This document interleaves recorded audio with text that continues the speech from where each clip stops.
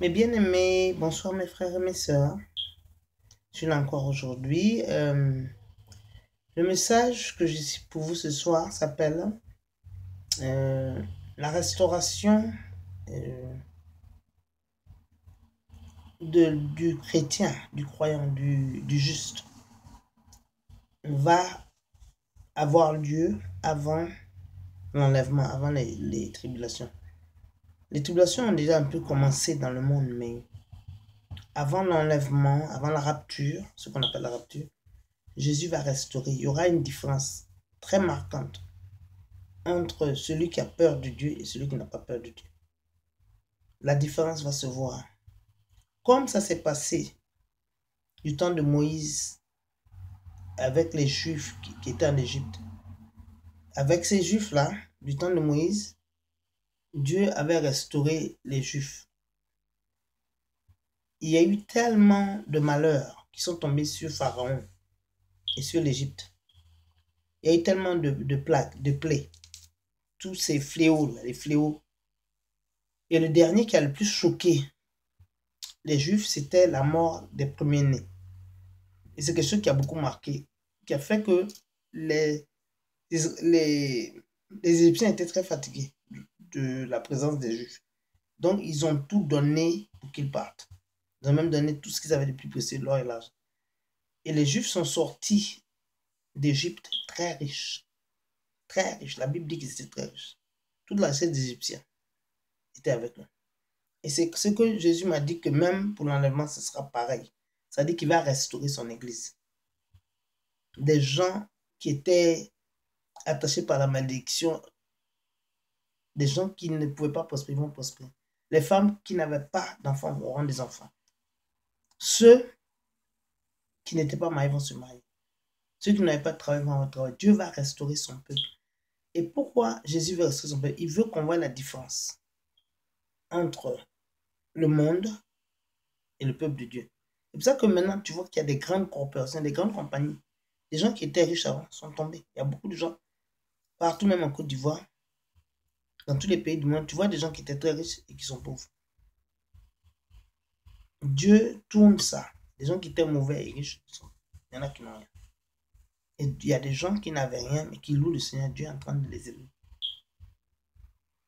Quand tu t'humilies devant Dieu, Dieu t'élève. Et ça, ce message est pour les gens qui sont obéissants, qui ont peur de Dieu.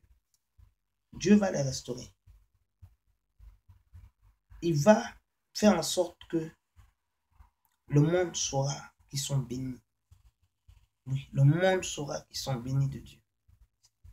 Et ça, ce sera avant la rapture. Parce que les croyants, là, ce sera la dernière récolte des âmes. Et Dieu va faire que l'homme de Dieu attire beaucoup plus d'âmes vers la fin. Parce qu'il veut que quand les gens voient la bénédiction des chrétiens, qu'ils disent, mais moi aussi je veux être chrétien. C'est pour ça.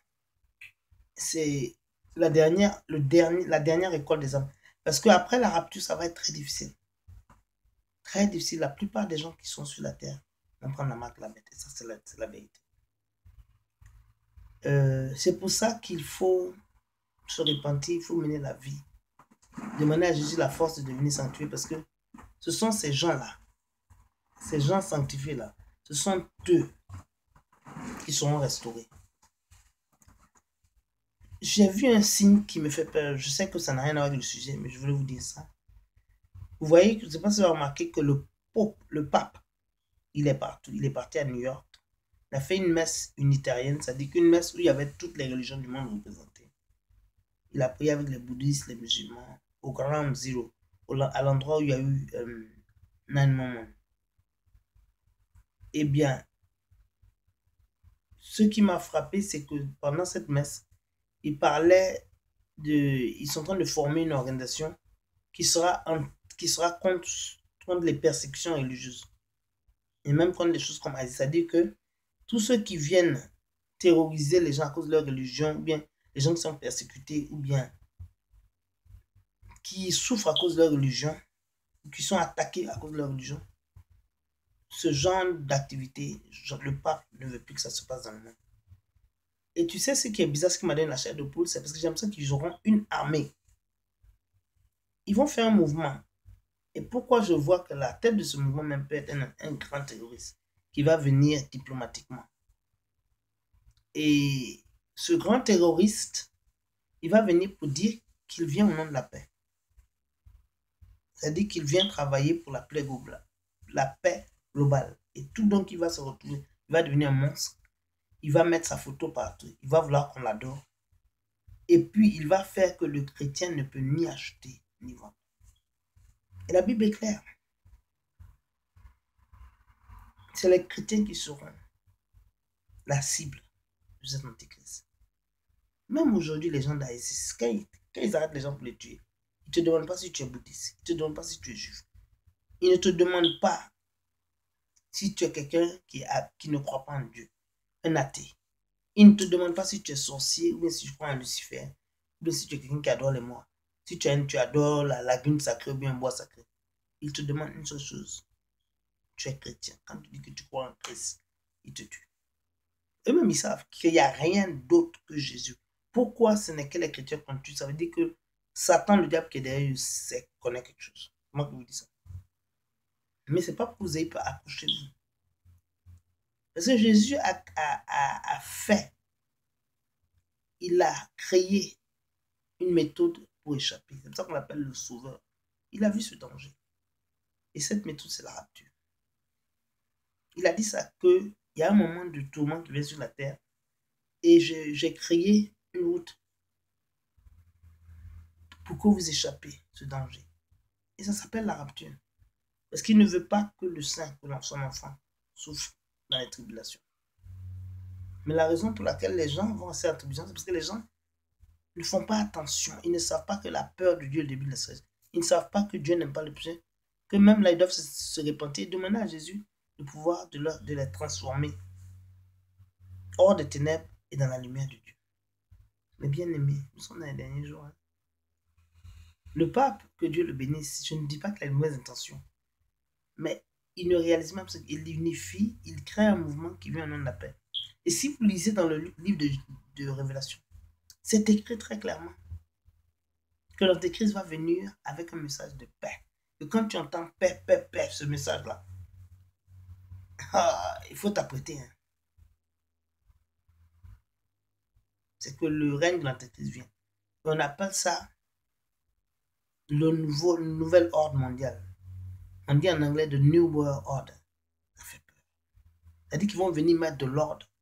L'Antéchrist va venir mettre de l'ordre. C'est ce qu'il dit. Il va venir mettre la paix. Et dès qu'il va avoir le contrôle, parce que ceux qui aura une armée, ils vont avoir une armée. C'est que le pape commence, ils auront bientôt une armée qui va dire qu'ils vont arrêter le problème des terroristes.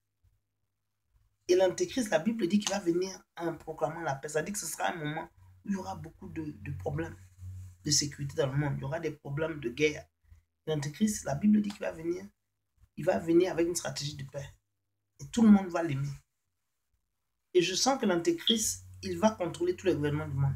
Et puis il aura une armée. Et cette armée, originalement, au début, ils vont mentir qu'ils viennent pour arrêter le terrorisme. Mais ça va devenir autre chose après. Mais bien aimé. Ah, la fin du mois est prochain. L'enlèvement n'est pas loin. Moi, je suis content quand même. J'aimerais bien partir dans l'enlèvement. Et si vous n'êtes pas sauvé, on peut prier ensemble. Fermons les yeux. Seigneur Jésus, viens dans ma vie. Tu viens mon sauveur personnel. Seigneur Jésus, je me répands de mes péchés, non seulement de me montrer mon péché,